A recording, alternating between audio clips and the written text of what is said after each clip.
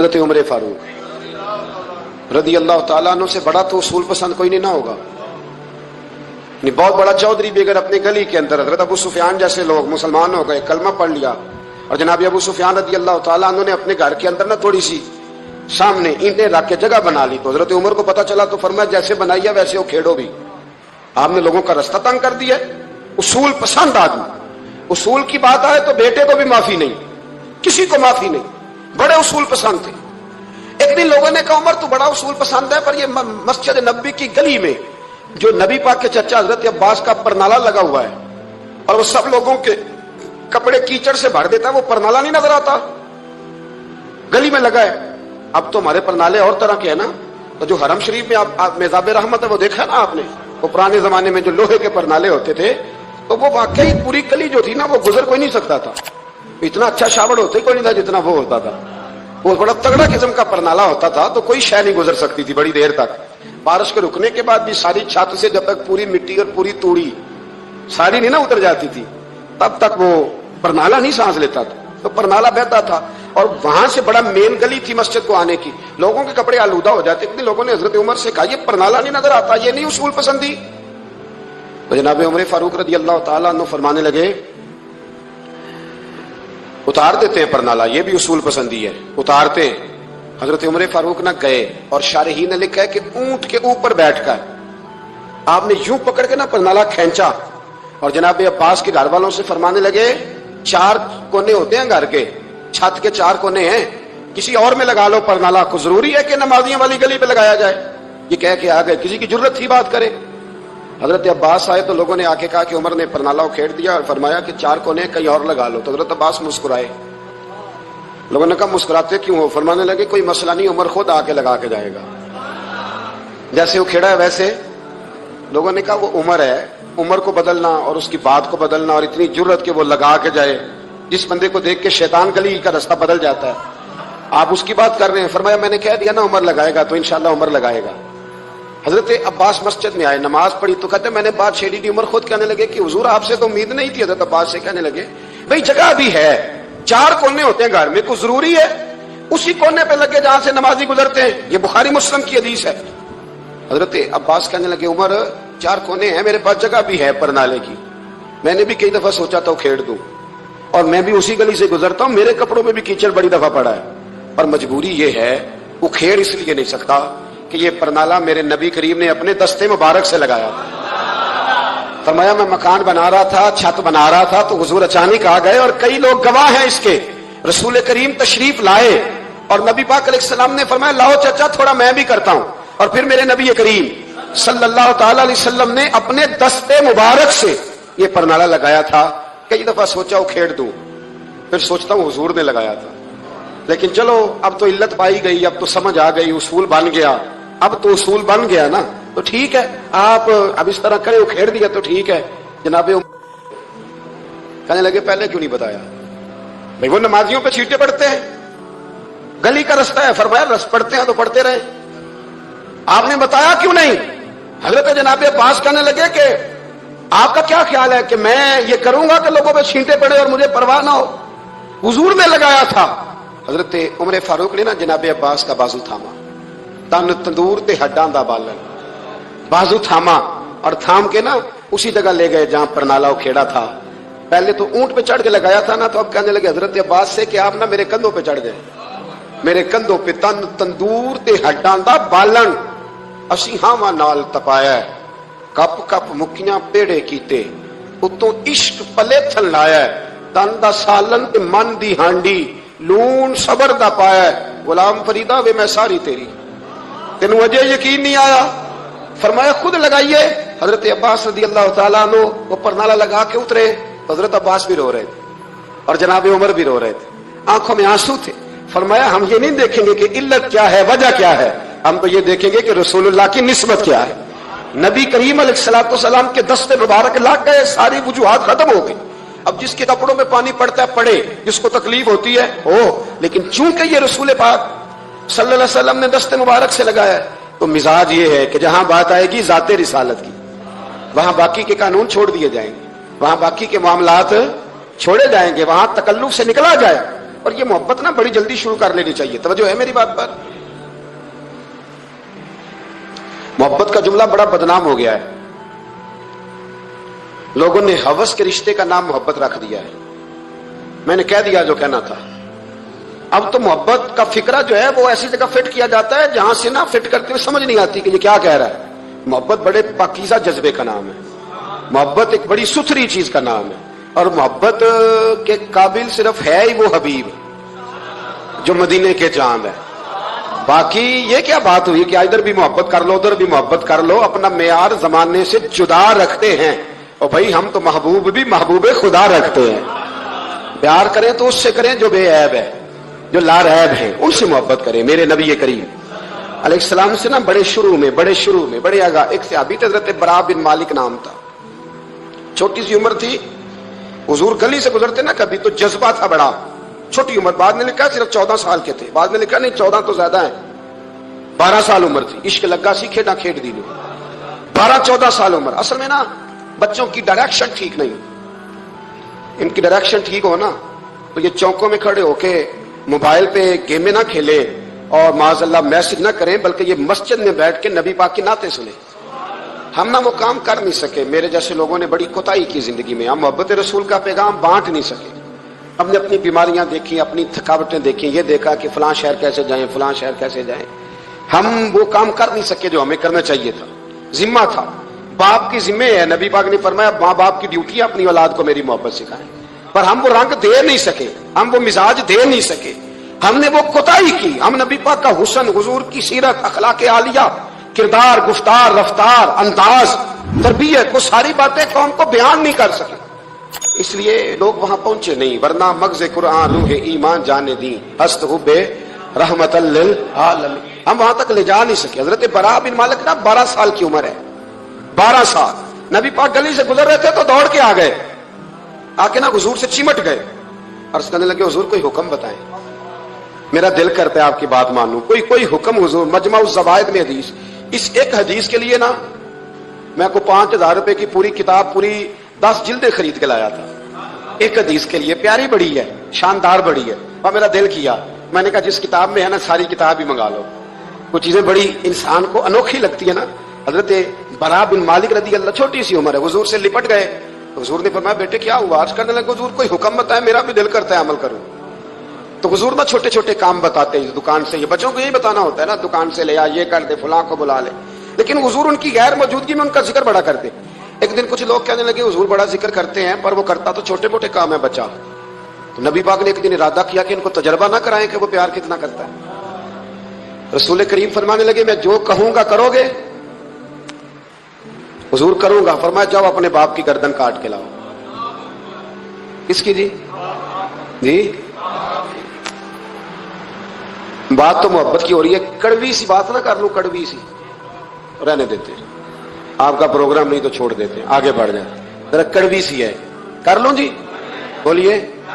یعنی باپ کی, ہم محبت رسول میں صرف داڑھی کی بات کرتے, کسی کی گردن کی نہیں. صرف ہم کہتے ہیں حضور سے محبت ہے. تو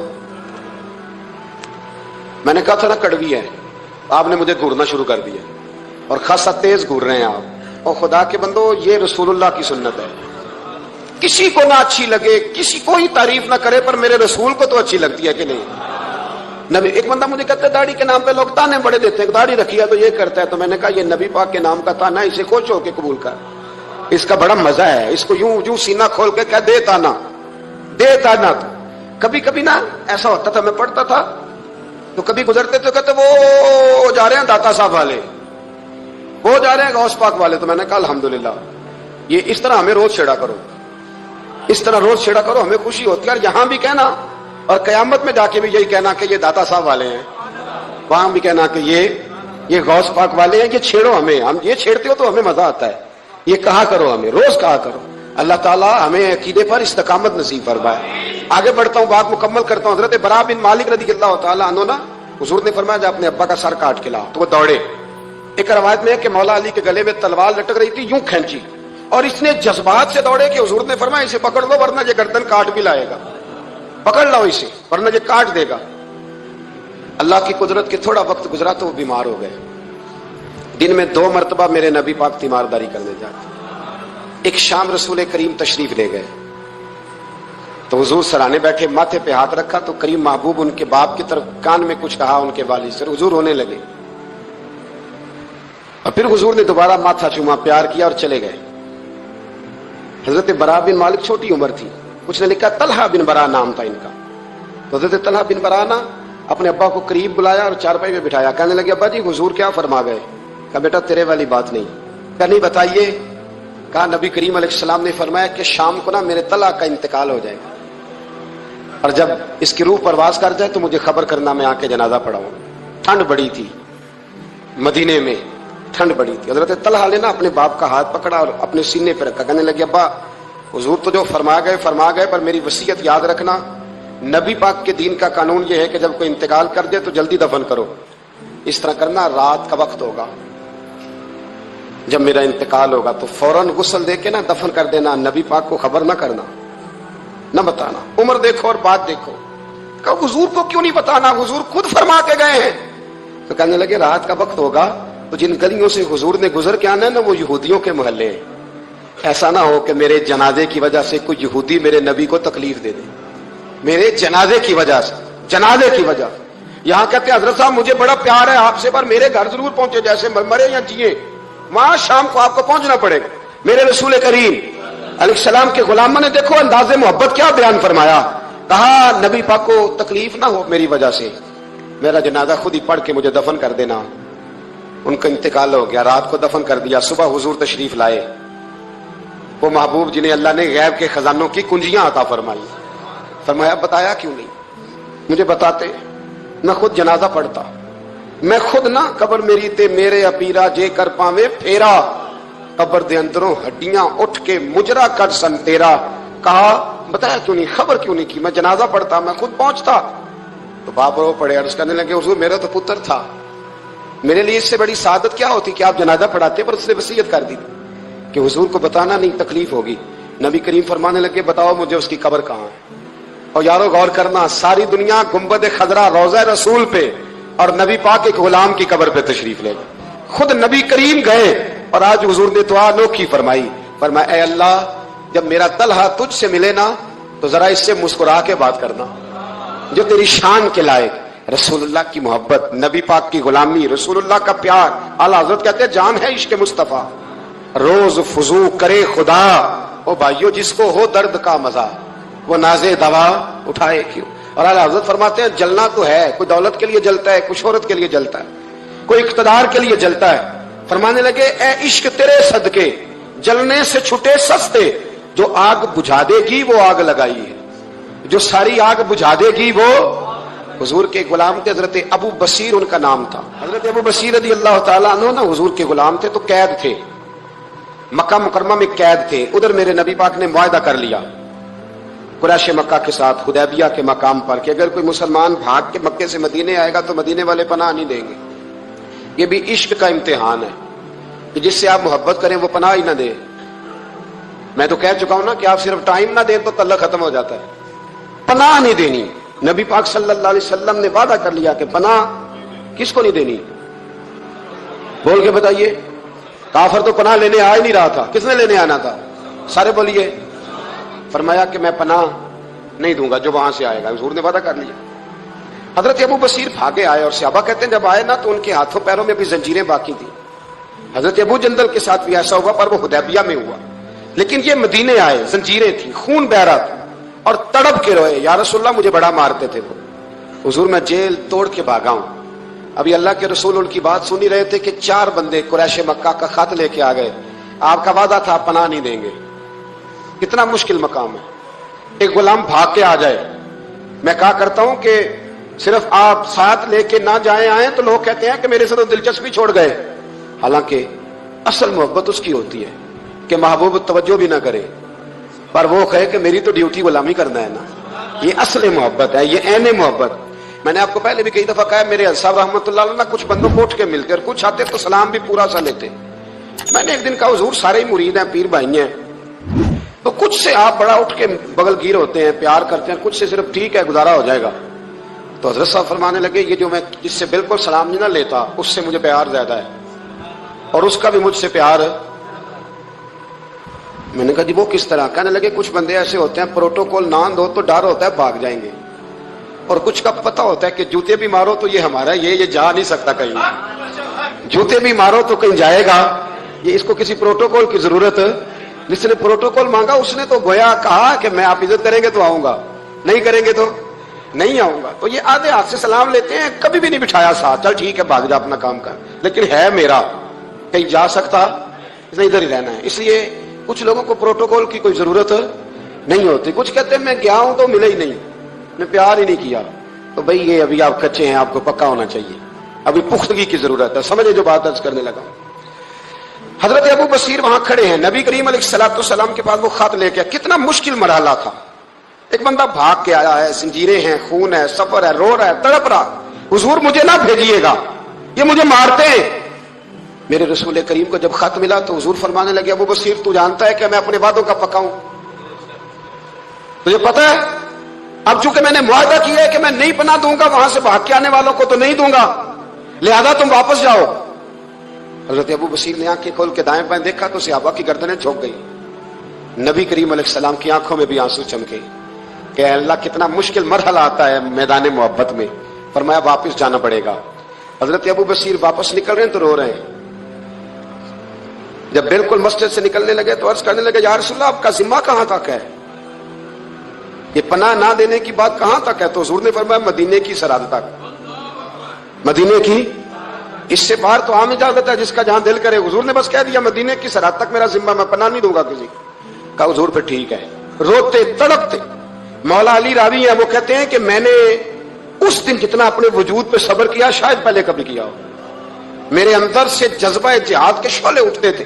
حضور حکم کرے یہ 2-3 ہزار بندہ تو میں اونٹ کے پیچھے باندھ کے لا کے مصطفیٰ کی خدمت میں پیش کر دوں. حضور حکم تو کرے, لیکن بس حضور کا حکم تھا کہ جانا ہے. تو حضرت ابو بصیر چلے گئے. مدینے کی سرحد ختم ہوئی نا, ذرا آگے بڑھے. وہ 4 بندے تھے, ان کے پاس تلواریں بھی تھی, نیزے بھی تھے, تیر بھی تھے, خود بھی تھے, سارا کچھ انہوں نے تھا. اور حضرت ابو بصیر نہتے تھے. جب آگے تھوڑا سا بڑھے نا تو آپ نے نا ایک کی تلوار چھین لی, اور چھین کے ایک کی گردن پر تلوار ماری تو باقی 3 ویسے ہی بھاگ گئے. ایک روایت میں کہ 2 کو ڈھیر کر دیا, 2 نکل گئے, بھاگ گئے. اب مدینے حضور پناہ نہیں دیں گے, مکے جا نہیں سکتے. ایک مقام ایس تھا, امام بہقی نے اس کو لکھا ہے, مقام ایس تھا, وہاں کھجوروں کے باغ تھے, ٹھنڈے پانی کے چشمے تھے. حضرت ابو بصیر نے وہاں ڈیرا لگا لیا, اور وہ راہ وہ تھی جو رستہ مدینے کو جاتا تھا, جو رسول اللہ کے مدینہ منورہ کو جاتا تھا. اس راہ میں حضرت ابو بصیر بیٹھ گئے. اب جو مکے سے بھاگتا نا ظلم و ستم تھے, وہ حضرت ابو بصیر کے پاس آ کے ڈیرا لگا لیا. آہستہ آہستہ بندے 70 ہو گئے, پھر تعداد آگے بڑھی تو بندے 300 ہو گئے.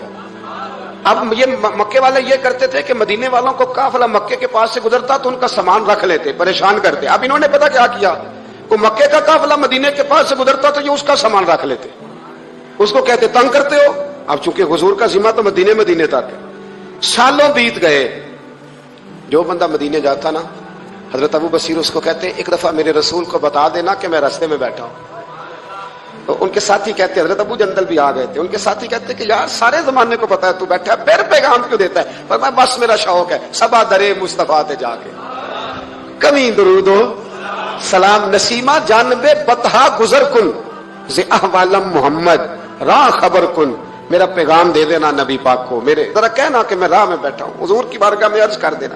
اور جب کوئی مدینے سے ہو کے نکلتا تو اس کو بلاتے اور پوچھتے کیا حال ہے میرے مصطفیٰ کے مدینے کا, کیا حال ہے رسول اللہ کے نواسوں کا, کیا آج کل طرز ہے ابو بکر صدیق کی. پوچھتے, کہتے ابو بکر تو قریب بیٹھتے ہوں گے نا نبی پاک, گویا فاروق اعظم تو قدموں میں رہتے ہوں گے, عثمان غنی تو بڑی نوکری کرتا ہوگا, طلحہ زبیر علی المرتضیٰ یہ تو بڑے قریب رہتے ہوں گے. چل یار جب واپس جائے نا تو میرا بھی سلام میرے رسول کو عرض کر دینا. راہوں میں پڑے زمانے گزر گئے, سالوں بیت گئے, اتنے تنگ آئے مکے والے کہ انہوں نے نبی پاک کو خط لکھا کہ یہ والی شے کام ختم کرتے. وہ 300 ہمیں بڑا ستاتے ہیں, آپ انہیں مدینہ ہی بلا لیں, خود ختم کرتے. ادھر میرے رسول پاک نے جب خط پہنچا تو فٹافٹ فرمایا قلم لاؤ, کاغذ لاؤ. حضور نے خط لکھوایا, فرمایا ابو بصیر تمہیں مبارک ہو, آ جا مدینے, جگہ بن گئی ہے, اجازت ہے, تم آنا چاہو تو آ جاؤ. حضرت ابو جندل فرماتے ہیں وہ شدید بیمار تھے, ایک قاصد دوڑا دوڑا آیا، این ابو بصیر، بھائی تم میں سے ابو بصیر کون ہے؟ ہم نے اشارہ دیا یہ ہے حضرت ابو بصیر، تو وہ قاصد آیا، جب اس نے خط دیا نا تو اتنے کمزور تھے کہ اٹھ کے بیٹھا نہیں جاتا تھا، وہ خط پڑھا تو ان کی آنکھوں میں کھول کے آنسو آئے اور کہنے لگے ابو جندل ادھر آ، یہ خط تو پڑھ۔ کہتے میں نے خط پڑھا تو رو پڑے، کہنے لگے فزت برب الکعبہ، رب کعبہ کی قسم میں کامیاب ہو گیا، یہ دیکھ میرے نبی کا نا پیغام آ گیا ہے، دیکھ پیغام آیا ہے، حضور کا پیغام آیا کہ تو آ جا، یہ لفظ کہے، کلمہ پڑھا، روح پرواز کر گئی، کلمہ فزت برب اللہ، سجنا سا توڑ دی بھائی تے جان دیتی راہ تیرے، پرواز کر گئی روح۔ پھر میرے محبوب کے صحابہ نے وہاں مسجد بنائی جہاں انہیں دفن کیا، حضرت ابو جندل نے وہاں مسجد بنائی اور پھر میرے رسول ان کی قبر میں تشریف لائے، حضور نے دعائیں فرمائی۔ صاحبو، جن لوگوں نے نبی پاک علیہ السلام سے محبت کی، انہوں نے ذات رسالت کے ساتھ، حضرت ام حبیبہ تھی نا، جب آپ نبی پاک کی ذات سے پیار کرتے ہیں تو پھر آپ کے لیے دین پہ عمل کرنا بھی آسان ہوتا ہے، پھر کوئی بات ماننی مشکل ہے؟ بھئی ہمارا تو بیٹا، ہم پیار کرتے ہیں تو بیٹا سارا کچھ منوا لیتا ہے، منواتا ہے کہ نہیں منواتا؟ بیٹی نہیں منوا لیتی، تو کیا جب حضور سے پیار کریں گے تو دین ہم سے سارا کچھ نہیں منوا لے گا؟ سارا کچھ منوا لیتا ہے۔ حضرت ام حبیبہ، صحیح سند کی روایت عرض کر رہا ہوں، حضرت ام حبیبہ حضور کی زوجہ ہیں، جناب ابو سفیان رضی اللہ تعالیٰ عنہ کی صاحبزادی ہیں۔ مدینہ منورہ پیغام آیا کہ ابو سفیان وصال کر گئے، انتقال ہو گیا، بیٹی کے لیے خبر آئی کہ باپ فوت ہو گیا۔ 3 دن عدت گزری تو چوتھے دن ام المومنین حضرت ام حبیبہ اٹھی، غسل کیا، دھلے ہوئے کپڑے پہنے اور اپنے جسم کو خوشبو لگائی۔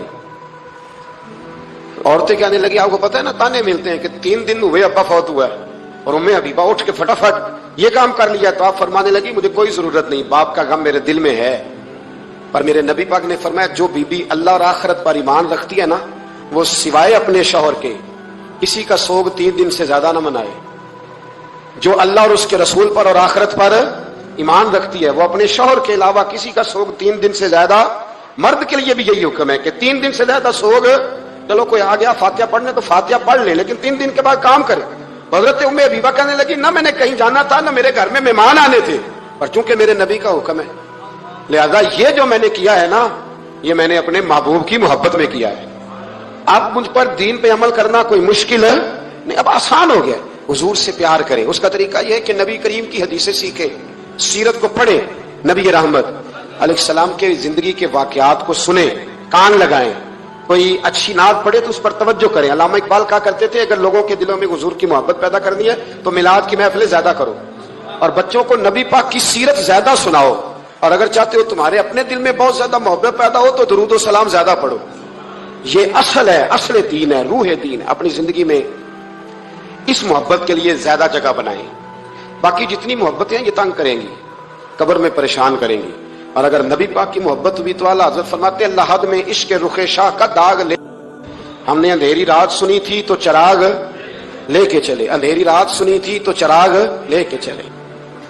ایک تو بڑی معروف حدیث بخاری مسلم میں موجود ہے کہ عروہ بن مسعود ثقفی کہتے ہیں جب میں آیا اور میں واپس گیا تو جا کے پھر انہوں نے کہا قریش مکہ سے، جا کے مسلمانوں کی جنگی صلاحیت کا ذکر نہیں کیا، بلکہ جا کے کہنے لگے یار میں بڑی دنیا پھرا ہوں، پر جو ادب نبی پاک کے غلام اپنے نبی کا کرتے وہ میں نے کسی کا دیکھا نہیں ہے۔ دوسری روایت بخاری مسلم میں حضرت انس بن مالک رضی اللہ تعالیٰ عنہ کی، حضرت انس بن مالک رضی اللہ تعالیٰ عنہ ارشاد فرماتے ہیں کہ نبی پاک علیہ السلام کے جب ایام وصال قریب آئے نا تو حضور مسجد میں آنا جانا کم فرما دیا تھا، کئی دن حضور تشریف نہیں لاتے تھے، تبھی علالت کے باعث۔ یہ بھی اللہ تعالیٰ کی قدرت کاملہ ہے۔ فرماتے ہیں کہ دن نا پیر شریف کا دن تھا اور فجر کی جماعت تھی، اور جناب ابو بکر صدیق نماز پڑھا رہے تھے۔ اچانک نا حضور کا دل کیا غلاموں کو دیکھنے کو، تو حضور نے نا حضرت عائشہ صدیقہ کے مکان کے حجرے کا پردہ سرکا کے نا تو غلاموں کو دیکھا۔ اب تو ماشاءاللہ بہت سارے لوگوں نے مدینے کی زیارت کر لی ہے، تو آپ جانتے ہیں کہ یہاں کر کے ان کا مکان ہے، تو یہاں اگر سامنے امام کھڑا بھی ہو تو مقتدی دیکھ بھی لے پردہ سرکا ہے، تو یہ پہلے والے دیکھ لیں گے جو قریب ہیں، آخری والے تو نہیں نہ دیکھ سکتے۔ میری طرف دیکھے نا یار، ہاں نہ تو کرے نا، اب تو اتنی تو گرمی اللہ نے کی نہیں اس رمضان میں، اتنی تو گرمی کی نہیں، جتنا ٹھنڈ میں بھی سو جاتے ہو، سخت گرمی ہو پھر بھی سو ہی جاتے ہو، مہربانی کرو نا تھوڑا جاگو، اللہ آپ کو جزائے خیر عطا فرمائے۔ میں جو بات کر رہا ہوں اس پہ غور کرو۔ بھائی یہاں سے پردہ سرکایا کسی نے، تو یہ 5 7 10 جو قریب کے نمازی ہیں وہ تو دیکھ لیں گے, تو وہ جو صف کے اینڈ پہ ہیں وہ کیسے دیکھیں گے؟